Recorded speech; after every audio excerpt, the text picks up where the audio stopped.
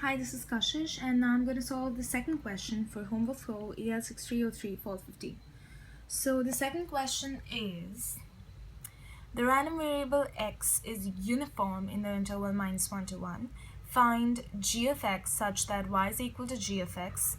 That if y is equal to g of x, then the probability density function of y is equal to e raised to minus y u of y. So there are actually few properties which need to be known. So I'm going to first go to the properties. These are stated on page number 139 and 126. So one of the properties is that f of y is so if you try to prove this, f of y is equal to probability of y less than equal to y. So we can write if y is equal to g of x, as is given in our question, probability of g of x less than equal to y. If g of x is an increasing function, that is the derivative of g of x is greater than 0, then we can write this as this: probability of x less than equal to g inverse of y, which is f of x g inverse of y.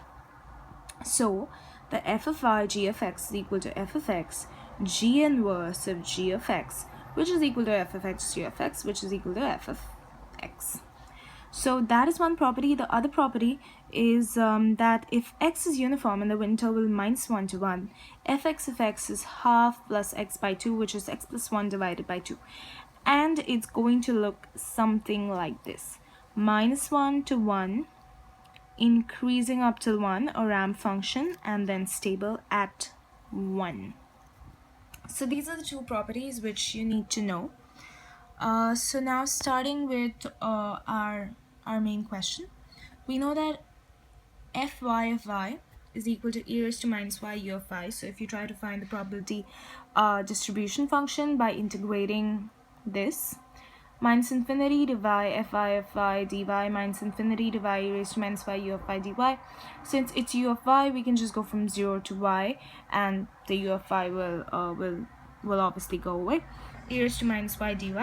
If you solve this, e raised to anything is anything into e raised to anything. So -1 e raised to minus y, 0 to y. Open the brackets and you'll get fy of y is 1 minus e raised to y.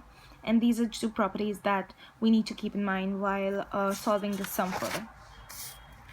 So now we know that fx of x is equal to fy of y by the property on page number 139, and we know by the property on page number 126 that fx of x is equal to 1 plus x divided by 2. And we know that fy of y is equal to this. And we know that fy of y is equal to fx of x. So if you just equate these two and then solve it, you'll get y, which is equal to g of x. So e raised to minus y, 1 minus x plus 1 divided by 2. Since we have e raised to minus y and we have to solve for y, we're just going to take the natural log of both sides. So ln of e raised to minus y, ln of 1 minus x plus 1 divided by 2, open the brackets here, you're going to get 1 minus x divided by 2, ln of this. And when you solve ln of e raised to minus y, it's obviously going to be equal to minus y, and since we have to solve for y, we just send the minus sign here, and we get y is equal to minus natural log of 1 minus x divided by 2, which is equal to g of x, which is our answer.